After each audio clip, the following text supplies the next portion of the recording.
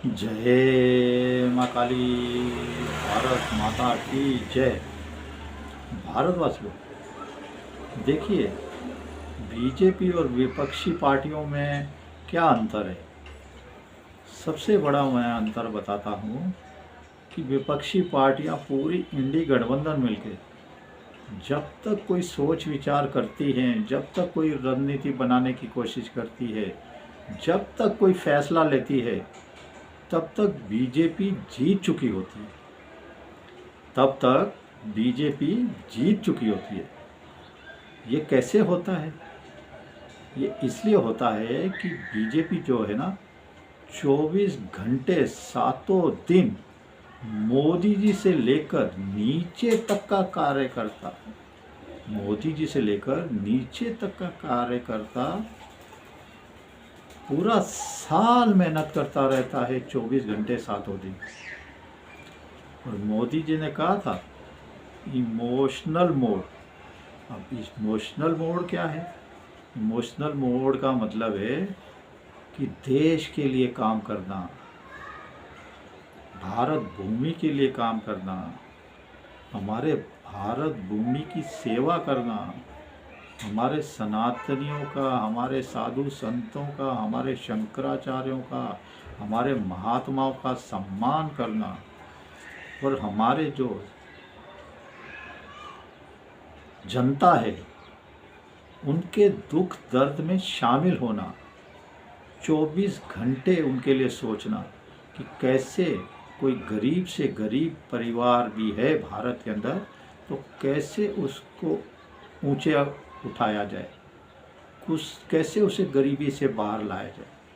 क्या हम उसके बच्चे को नौकरी देकर ये कर सकते हैं, या उसके बच्चे को, गरीब के बच्चे को रोज़गार दे के कर सकते हैं, या उसके बच्चे को खिलाड़ी बनने के लिए उसको प्रोत्साहन देकर उसका हौसला बढ़ाकर हम कर सकते हैं? तो हर कोशिश करते हैं ये बीजेपी पूरी, और उसी का परिणाम होता है कि इंडी गठबंधन के सोचने से पहले ही बीजेपी जीत जाती है। उसका ताज़ा उदाहरण मैं देता हूँ। देखिए, महाराष्ट्र में नगर निगम के चुनावों में क्या हुआ।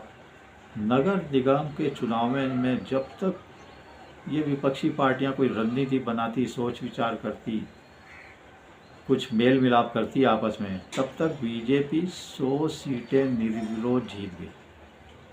महाराष्ट्र में नगर निगम के चुनाव में बीजेपी 100 सीटें निर्विरोध जीत गई। अब आप कहेंगे निर्विरोध कैसे जीत गई?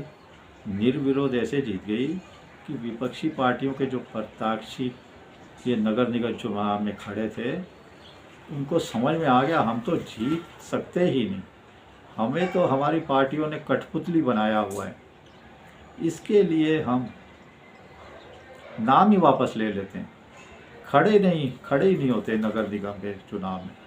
तो उन्होंने नाम वापस ले लिए विपक्षी पार्टियों के उम्मीदवारों ने, इसलिए बीजेपी 100 सीटों पे नगर निगम के चुनाव में निर्विरोध जीत गई।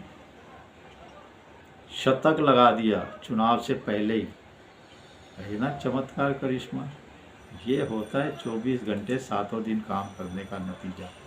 और इसी के साथ 3 महापौर की सीटें भी जीती। इसी के साथ 3 महापौर की सीटें भी जीती। लेकिन एक बात में बीजेपी बहुत कमज़ोर पड़ती है, एक बात में, जब मुसलमानों का मसला आता है, जब मुसलमानों का मसला आता है उस पर इसकी आवाज़ बंद होती है। इतनी कायर है, इतनी डरपोक है इन जिहादियों से, ये पार्टी पूरी की पूरी बीजेपी डरती है। अब कैसे? उदाहरण के लिए मैं बता देता हूँ आपको। देखिए, एक ही है, एक पत्रकार हिम्मतवीर शर्मा जी से सवाल पूछ रहा था कि बीजेपी हिंदू मुस्लिम करती रहती है, हिंदू मुस्लिम करती रहती है। तो बोले नहीं, बीजेपी हिंदू मुस्लिम। तो हिम्मतवीर शर्मा के हाँ करती है, बीजेपी करे ना करे मैं करता हूँ, हिंदू मुस्लिम करता हूँ, क्या करना है, करेंगे, हिंदू मुस्लिम क्यों नहीं करेंगे। जब जिहादी आताताई उल्टे सीधे काम करेंगे तो हिंदू मुस्लिम तो अपने आप। हिम्मतवीर शर्मा का ऐसा रौद्र रूप मुझे बहुत पसंद आता है, ऐसा खुला बोलना बिल्कुल करना चाहिए। और दूसरी तरफ बीजेपी क्या करती है, देखिए बीजेपी का एक विधायक है मुंबई से, मंगल प्रताप लोढ़ा जी। मंगल प्रताप लोढ़ा जी एक नेता है बीजेपी के। उनको एक जिहादी ने धमका दिया, उनको एक जिहादी ने धमका दिया, और वो जिहादी का नाम है असलम शेख। तो मंगल प्रताप लोढ़ा जी बेचारे चुपचाप करके पुलिस स्टेशन में गए, FIR दर्ज कराई। बोले मेरी जान को खतरा है, मुझे तो मारने की धमकियां दी जा रही है, सर बताइए मैं क्या करूं। नेता इतना कायर, मतलब समझे नहीं। अरे उसने धमकाया तो पहुंच के लगा दे 2-4 चमाट उसको। लीडर होगा, नेता होगा तो क्या होगा, जब तक इनको जूते नहीं पड़ेंगे ये नहीं सुधरने वाले। ये सनातनी को, हिंदुओं को धमकाते रहेंगे, गालियां देते रहेंगे। मोदी को भी धमकाते रहते हैं, अमित शाह को भी धमकाते रहते हैं, पूरे बीजेपी नेताओं को दिन रात गालियां देते रहते हैं, क्योंकि उनको पता है मोदी तो गालियां जितनी मर्जी खाता रहता है, तो इनको भी देते रहो। मोदी ने कहा जितनी मर्जी गालियां दो, खाते रहो, तुम्हारी माँ बहन की एक करे, तुम्हारी बहन की एक करे, तुम्हारी माँ की, तुम्हारे बाप की, इनकी गालियां खाओ। तो ये है कमी बीजेपी के अंदर बहुत बड़ी। ये जो असलम शेख द्वारा धमकाया है मंगल प्रताप लोढ़ा जी को, उसकी कंप्लेंट दर्ज करा दी है। बाकी आगे क्या होगा। और उनके दूसरे बीजेपी के नेता है, वो कह रहे हैं हम मलाड में मालवनी पैटर्न पे बिल्कुल हम काम नहीं होने देंगे, मालवनी पैटर्न हम बिल्कुल नहीं अपनाने देंगे असलम शेख को। बस इनके डायलॉगबाजी होते हैं मुसलमानों के खिलाफ। ये कायर बीजेपी की पेंटें गिली हो जाती है। दूसरी तरफ देखिए एक TMC का विधायक है बंगाल में, TMC का विधायक, वो कैसे पूरी बीजेपी को धमका रहा है, पूरे बीजेपी को, अमित शाह, मोदी को, सबको। मैं तो 6 दिसंबर के दिन बाबरी मस्जिद की नींव रखने जा रहा हूँ। 6 दिसंबर के दिन मैं बाबरी मस्जिद की नींव रखने जा रहा हूँ। मेरी बाबरी मस्जिद 3 साल में पूरी होगी, 3 साल में पूरी होगी। और वो मस्जिद बनेगी मुर्शिदाबाद में, मुर्शिदाबाद में मैं नींव रखने जा रहा हूँ। ये एक TMC का विधायक जिसका नाम है हुमायूं कबीर, हुमायूं कबीर, वो बोल रहा है, खुलेआम धमका रहा है। और साथ में पहले इसने ये भी कहा था कि मैं हिंदुओं की लाशें, हिंदुओं को, सनातनियों को काट के, उनको मार के, उनको भागीरथी नदी में बहा दूंगा, भागीरथी नदी में फेंक दूंगा। ये TMC का विधायक, ये हुमायूं कबीर। अभी बीजेपी शांत है, मोदी जी ने शांत किया हुआ है। लेकिन वो जब दिन ज़्यादा दूर नहीं है जब मोदी जी को, बीजेपी को कुछ नहीं करना पड़ेगा। सनातनी जिस दिन जाग गया ना, सनातनी अपने पे आ गए, तो ना तुम्हें पाकिस्तान बचा जा पाएगा, ना बांग्लादेश, ना 57 मुस्लिम देश। और जब तुम भाग के जाओगे बांग्लादेश, हुमायूं कबीर, आज मैं तेरे को चैलेंज देता हूँ, तेरी औकात नहीं है, तू बाबरी मस्जिद पूरी करके दिखा दे, तो तेरी 10 पीढ़ियाँ लग जाए इस देश में, तू बाबरी मस्जिद बना के और उसको पूरी करके दिखा दे।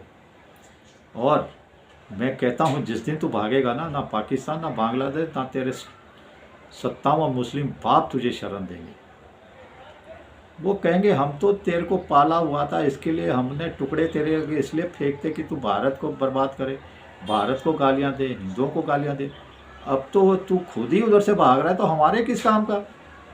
जब तू अपने देश का नहीं हुआ तो हमारा क्या होगा। यही बांग्लादेशी, पाकिस्तान तेरे भेजे में इतनी गोलियां मारेंगे, इतनी गोलियां मारेंगे, जो तेरे अभी भाई बनते फिरते तो भूल जाएगा। उम्मा उम्मा, तेरा मेरा रिश्ता। अरे इनका जिहादियों का इलाज बहुत ज़रूरी है। और मैं भारतवासियों एक अपना अंदाज़ा बता रहा हूँ 2029 में अगर मोदी जी को जिता दिया आपने, बीजेपी को 2029 में, तो इनका खात्मा तय है। इन सब का इलाज होगा, भयंकर इलाज होगा, ऐसा भयानक इलाज होगा कि इनकी कई पुश्तें कांपेगी। सीधा मैं आज बता रहा हूँ, 29 तक मोदी जी चुप करेंगे, उसके बाद इन जिहादियों को बख्शने वाले नहीं हैं।